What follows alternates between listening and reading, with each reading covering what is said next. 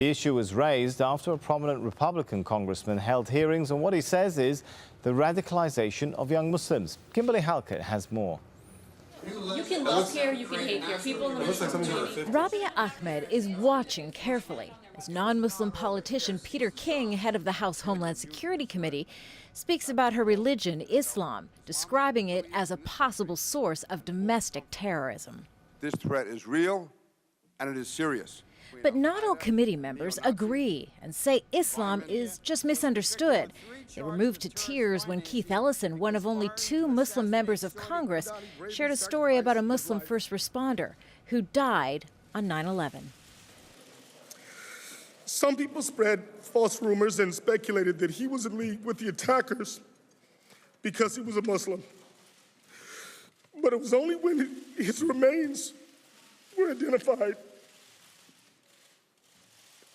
that these lies were exposed.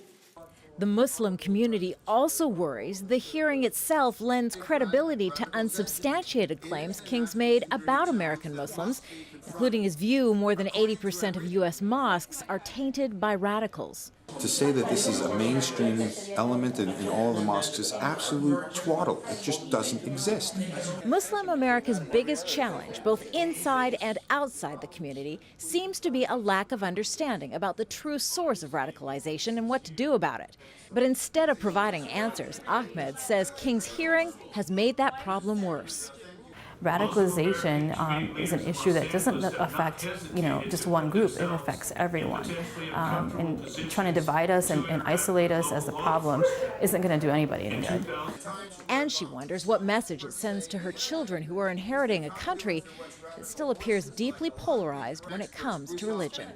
Kimberly Halkett, Al Jazeera, Sterling, Virginia. Well, Alassane Ouattara says the African Union has endorsed him as the rightful leader of Côte d'Ivoire. He made the declaration at an African Union summit taking place in Ethiopia. It's the first time Ouattara has left Côte d'Ivoire since the political standoff began.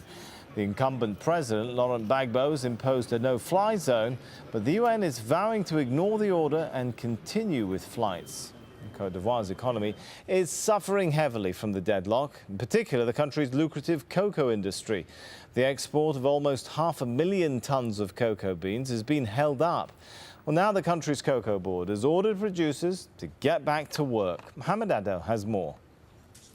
The Côte d'Ivoire's economy largely depends on its cocoa crop, but the farmers who will soon be gathering that precious harvest say they're now victims of the political battle engulfing their country.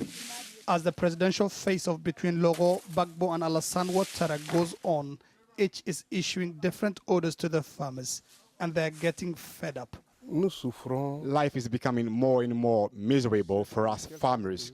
Both Gbagbo and Ouattara should leave and let someone with a conscience take over the country's leadership. Cocoa has been his family's main income for more than 30 years. All the former leaders of the cocoa sector are in jail, and Gbagbo has appointed his own. And now he has nationalized the sector. This is because he knows it's profitable and can get him money. The ongoing political crisis in Ivory Coast threatens the country's status as being the world's top producer of cocoa. And now farmers are complaining that it's no longer profitable to grow cocoa as illegal cartels take advantage of the situation to take their crop at throwaway prices. Alou Bile is a trader in the small town of Ara in the eastern part of Côte d'Ivoire. He says he hasn't sold any cocoa for the last 2 months. Every morning, farmers come to me for payment. I have no money to pay them. If the situation remains the same, it will be unbearable for us. European Union sanctions imposed in protest over Gbagbo's refusal to stand down are already strangling the nation's cocoa sector. More than 475,000 tons are stuck in storage. If cocoa production continues to suffer, then not only will farmers face financial ruin, it will soon become a major concern too for chocolate lovers everywhere. Mohamed Addo, Al Jazeera, Ara in eastern Côte d'Ivoire.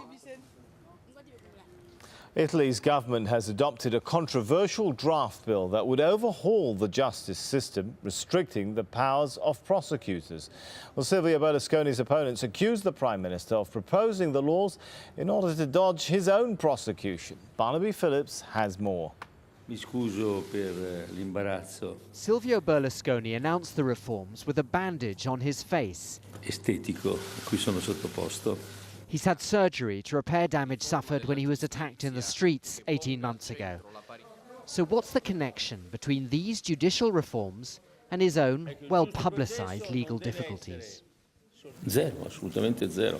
Questa riforma noi l'abbiamo... Zero, absolutely zero. We've been planning this since 1994 when we entered politics.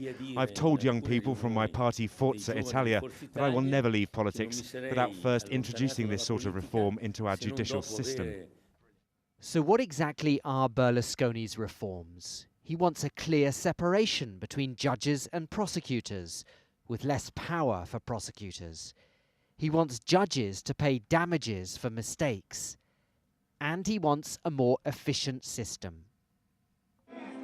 Looming over Italy is the impending case of Berlusconi and the girl they call Ruby the Heart Stealer. He's accused of paying her for sex before her 18th birthday. They deny this, but his opponents say it's no coincidence that he's now trying to reform the judiciary. He needs a diversion to talk about something else from that. And this provides him with a very, very powerful smokescreen and a platform upon which he can claim that the justice system is unfair, that investigative magistrates are politically biased, that the whole thing needs to be changed. And so that's why it's coming up now with this proposal of reform, I believe. Over the years, Silvio Berlusconi has faced at least a dozen trials and many investigations, mostly on corruption charges.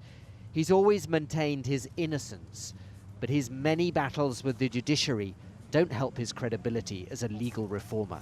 Barnaby Phillips, Al Jazeera. Thousands of tons of construction material is on its way now to Gaza after sitting on the Israeli border for 3 years.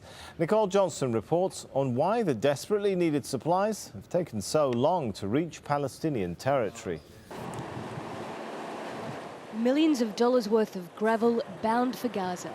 This material is desperately needed to rebuild the strip. Instead, it's been stuck on the Israeli side of the border for over 3 years. Ever since Israel imposed its siege on Gaza, construction material has been banned from the strip. But now these trucks are finally being allowed into the Sufa crossing to collect it, more than 70,000 tons of it. We hope they will keep Sufa crossing open for the future. This quantity will support a lot of frozen projects and create job opportunities for a lot of unemployed workers and contractors. A lot of projects will start. It's enough gravel to complete around 40 UN projects. But despite Israel's so-called easing of the siege, it's only agreed to allow supplies for 11% of the projects the UN has put forward. However, this week Israel did approve 2 new building projects worth over $100 million for houses in the southern city of Rafah. The people who own these projects